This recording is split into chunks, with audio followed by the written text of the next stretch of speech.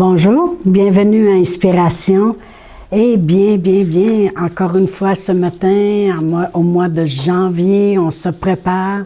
2024 est le début d'une grande année où on s'attend que Dieu aura le dernier mot et dans les années à venir. Alors ce n'est que le début, 2024 est le début de plusieurs années où on s'attend de voir de plus en plus que Dieu aura le dernier mot. Amen. On s'enligne vers quelque chose de grandiose. Partout, dans nos vies personnelles, dans nos familles, dans notre travail, dans notre entourage, dans l'Église, dans le corps de Christ sur toute la terre, c'est ce qu'on s'attend de voir de plus en plus. Son dernier mot, on a vu dans notre première capsule de janvier que c'est son réveil, la pluie du Saint-Esprit, puis la gloire de Dieu qui éclate sur cette terre. Ça, c'est Dieu, la façon qu'il parle. Okay? Puis on va le voir aussi dans les semaines à venir, dans les Écritures que nous allons prendre. La puissance du Saint-Esprit va pouvoir se manifester, puis elle doit se manifester, puis on doit travailler avec le Saint-Esprit. On doit le laisser travailler dans nos vies. Parce que vous savez, dans Romains 8, la parole de Dieu, ça c'est une écriture qui vient de me venir, là, dans Romains 8, 13, ça dit que l'on fait mourir les actions du corps par le Saint-Esprit. Amen. Par le Saint-Esprit. Il n'y a pas aucune autre façon de faire mourir les vieilles habitudes, le péché, quoi que ce soit, que par l'œuvre du Saint-Esprit dans notre vie. Alors, ça va être très important de se préparer avec les armes de Dieu, la parole de Dieu, le jeûne, la prière, rester ferme, laisser Dieu nous affermir, devenir inébranlable et laisser le Saint-Esprit agir puis se débarrasser de bien des choses qui nous empêchent d'avancer. Vous savez, dans Hébreux 12, ça dit, là je sors des Écritures comme ça, mais dans Hébreux 12, 1, ça dit de courir dans la carrière qui nous est ouverte, puis de laisser le fardeau, puis tout péché derrière nous, puis de courir dans la carrière qui nous est ouverte. Autrement dit, ne pas se laisser ralentir par quoi que ce soit. Amen. Alors, c'est pour ça que le Saint-Esprit va travailler fort dans nos vies. On va devoir le laisser travailler dans nos vies, mais prendre les armes de Dieu pour qu'il puisse travailler dans nos vies. Amen. Gloire à Dieu. Alors, c'est là qu'on va voir son dernier mot. Le réveil, la pluie, puis la gloire de Dieu. Alors, nous sommes rendus au 10 janvier 2024 et aujourd'hui est la première journée de jeûne pour le 21 jours qu'on planifie. Parce que le dernier, au bout de 21 jours, à partir d'aujourd'hui, on arrive au 31 janvier, qui est le dernier mercredi du mois de janvier. Alors, tout est bien calculé pour qu'on le fasse ensemble, à Inspiration, ensemble. Et à chaque jour, vous aurez sur le site Inspiration un verset du jour pour aller avec notre jeûne. Amen, ça va être merveilleux. Amen. J'avais à cœur de vraiment, et je vais le faire à la fin de la capsule, la déclaration de notre jeûne ensemble pour ceux qui veulent le faire ensemble. Et on s'enligne pour que Dieu ait le dernier mot. Amen. Gloire à Dieu.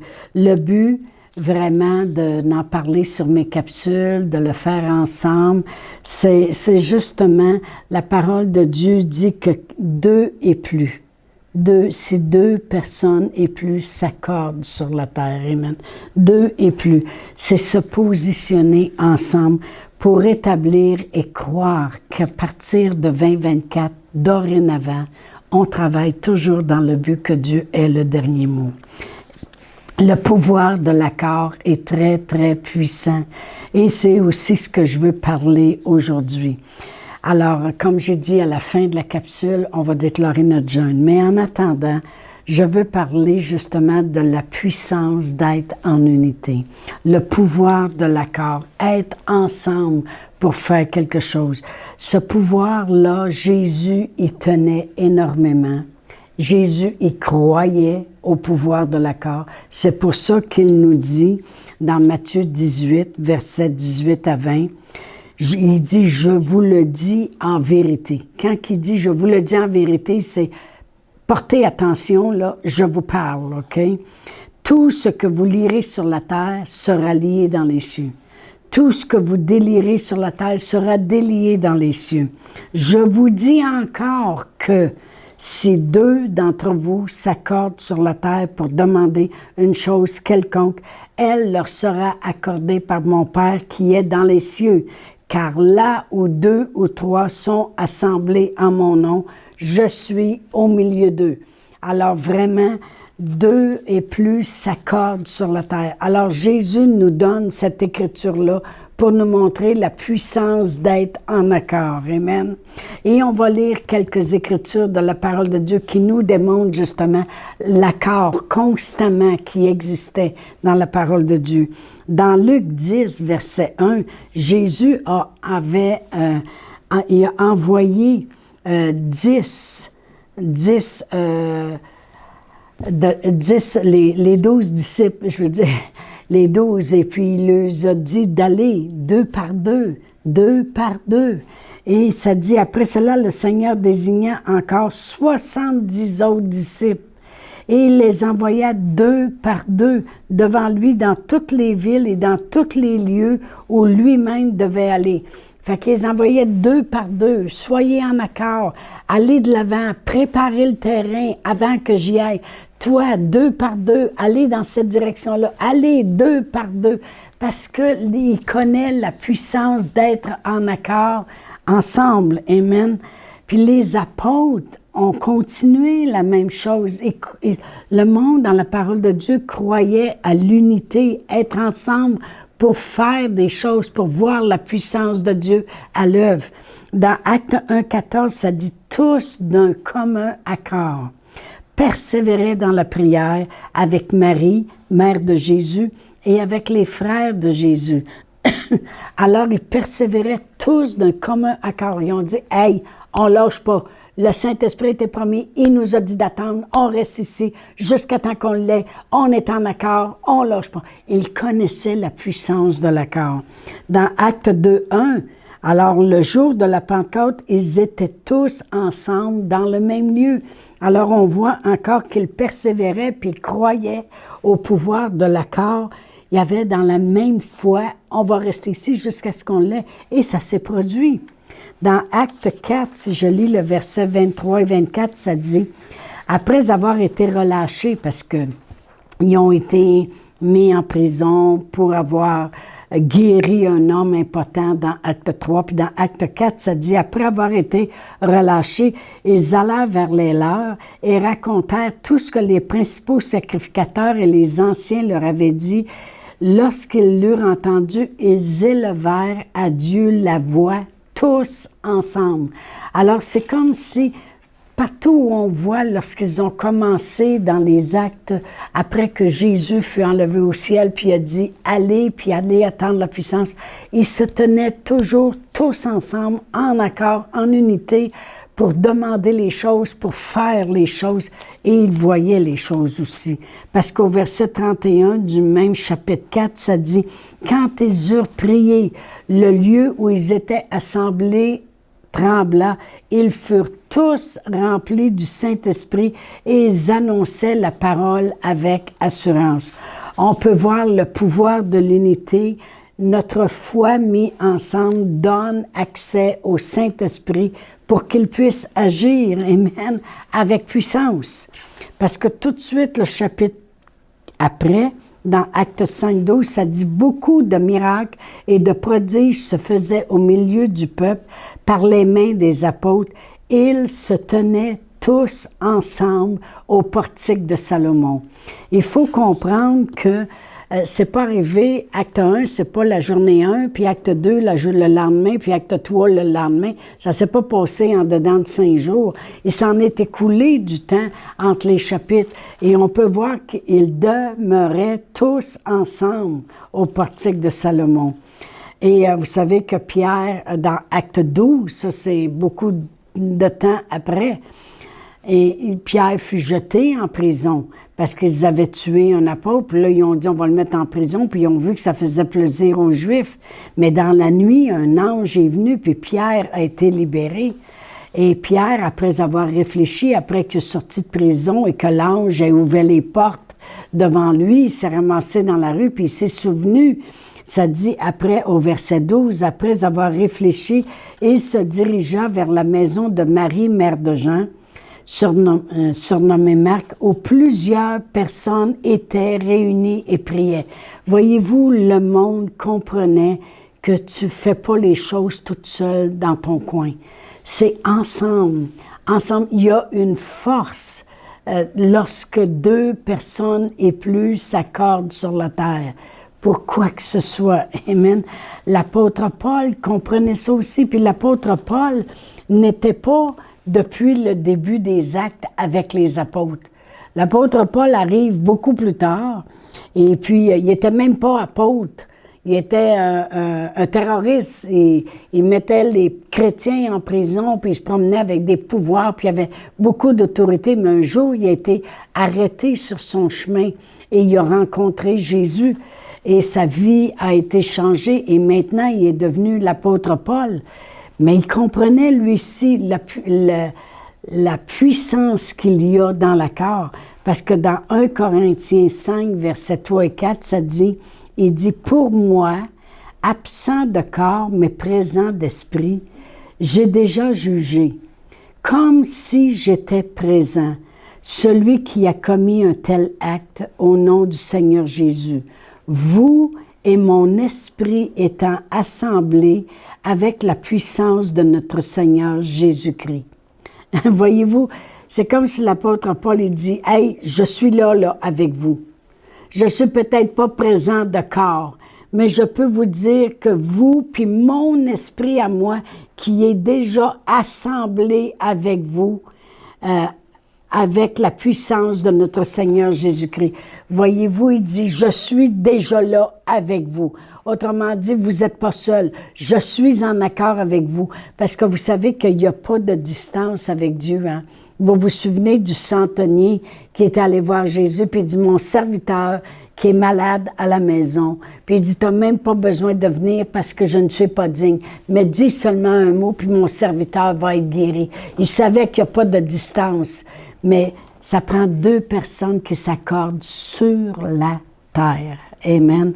Et ici, l'apôtre Paul, il est peut-être absent de corps, mais il est sur la terre. Puis il dit, « Mon esprit, je suis présent au nom du Seigneur Jésus, vous et mon esprit assemblés avec la puissance de notre Seigneur Jésus-Christ. » Amen. Alors, il comprenait la valeur puis la puissance qu'il y a justement lorsque les gens marchent en accord. Amen. Il n'y a pas de distance. Je vais aller dans Ecclésiaste 4, puis je vais lire du verset 9 à 12. Dans Ecclésiaste 4, ça dit « Deux valent mieux qu'un, parce qu'ils retirent un bon salaire de leur travail. Et s'il tombe, l'un relève son compagnon. Mais malheur à celui qui est seul et qui tombe, sans avoir un second pour le relever. De même, si deux couchent ensemble, ils auront chaud. Mais celui qui est seul, comment aura-t-il chaud? Et si quelqu'un est plus fort qu'un seul, les deux peuvent lui résister et la corde à 3 fils ne se rompt pas facilement. » Alors, ça dit, et si quelqu'un est plus fort qu'un seul, mais les deux étant ensemble vont pouvoir lui résister. Amen. Ça veut dire que même s'il s'élèverait de quoi encore de plus puissant, deux ensemble vont pouvoir résister. Et la corde à 3 fils ne se rompt pas facilement. Avez-vous essayé de briser une tresse? Prendre 3 brins, puis essayer de la défaire. C'est très difficile. Elle ne se rompt pas facilement. Autrement dit, ça reste plus fort. Amen. Et c'est ça qu'on a parlé dans notre première capsule, d'être fort, d'être affermi par Dieu. Alors, je crois beaucoup que le pouvoir de l'unité et de l'accord devra être présent dans les derniers jours, justement pour être plus fort, être fortifié. Amen. 2 valent mieux qu'un. En 2023, j'avais eu à cœur, durant l'année, beaucoup la consécration et le plan de Dieu dans nos vies. Prier le plan de Dieu, le plan. Qu'est-ce que Dieu veut faire? Qu'est-ce que Dieu veut faire au travers de nous dans les derniers jours? Qu'est-ce que Dieu veut faire au travers de l'Église? Qu'est-ce que Dieu veut faire au travers de nos enfants? Parce que Dieu a formé des projets dans notre cœur. Avant même qu'on soit venu au monde, il a mis dans notre cœur son plan puis ses desseins. Alors Dieu, il a formé des projets. Et ces projets-là doivent s'accomplir, même si nos enfants n'auraient pas l'air de suivre le Seigneur. Il y a un plan qui est là pareil. Et toute l'année, on a prié le plan, puis je vous conseille de continuer de le faire aussi. Ça, c'était en 2024. Et j'ai vu la main puissante de Dieu établir le plan de Dieu dans la vie de mes enfants, de mes petits-enfants, de l'Église, dans bien des domaines. Mais en 2024, c'est une année où on ne reste pas passif. J'ai marqué où l'on ne reste pas passif. Une année de détermination où le statu quo est terminé, où nous voulons voir Dieu avoir le dernier mot. Amen. Alors 2024, c'est ça. Maintenant, c'est non, ça ne restera pas comme ça. On est déterminé. On va travailler très fort avec le Saint-Esprit. Dieu va nous affermir. Le Saint-Esprit, on va le laisser travailler en nous. Dieu va nous perfectionner et on va voir le pouvoir de l'unité dans le corps de Christ aussi. J'ai marqué que je crois que lorsque le corps de Christ s'élève ensemble, en accord, nous allons voir de grandes choses. Juste avant que je prie pour le jeûne, que je déclare le jeûne, je veux juste lire dans Matthieu 6, du verset 16 à 18. Ça dit, « Lorsque vous jeûnez, ne prenez pas un air triste comme les hypocrites, qui se rendent le visage tout défait pour montrer aux hommes qu'ils jeûnent. Je vous le dis en vérité, ils ont déjà leur récompense. Mais quand tu jeûnes, parfume ta tête et lave ton visage, afin de ne pas montrer aux hommes que tu jeûnes, mais à ton Père qui est là dans le secret, et ton Père qui voit dans le secret te le rendra. » Alors le jeûne qu'on va déclarer présentement, on veut le faire. Choisissez vous-même qu'est-ce que vous voulez enlever pendant 21 jours. Peut-être c'est des desserts, peut-être c'est la télévision, peut-être c'est des sorties, peut-être ça peut être bien des choses qu'on décide d'enlever pendant 21 jours. Mais on va le faire ensemble, en accord, si vous le voulez, pour ceux qui le veulent. Parce que si vous ne le voulez pas, ça ne donne rien, vous ne serez pas en accord avec nous. Mais si vous l'avez dans votre cœur, on va le faire ensemble, déterminés à voir que Dieu aura le dernier mot. Alors, je veux déclarer le jeûne ce matin. Père éternel, en ce 10 janvier 2024, je déclare devant toi, Père éternel, un jeûne, ainsi que tous les gens qui se mettent en accord pour ce même jeûne. Et Père éternel, je te demande toute l'aide nécessaire dont nous avons besoin. Aide-nous, fortifie-nous, affermis-nous, rends-nous inébranlables, jusqu'à ce qu'on puisse être à la place où on te donne continuellement le dernier mot dans tout. Amen et amen, et je prie cela au nom de Jésus. Alors, dorénavant, vous aurez une écriture demain matin sur Inspiration, allez jusqu'au 31 janvier, et je vous dis à mercredi prochain. Chantal Paulus est avec vous tous les jours du lundi au vendredi sur Facebook et YouTube. Vous pouvez écrire à Chantal en privé sur Messenger. Si vous avez manqué une capsule, retrouvez-la sur la section vidéo de Facebook ou sur YouTube si vous désirez faire un don par Interac. Voici l'adresse courriel capsule.inspiration@gmail.com. Le mot de passe est inspiration au pluriel. Vous pouvez aussi faire un don par www.eslr.org/DONS. Veuillez indiquer en mémo Capsule Inspiration.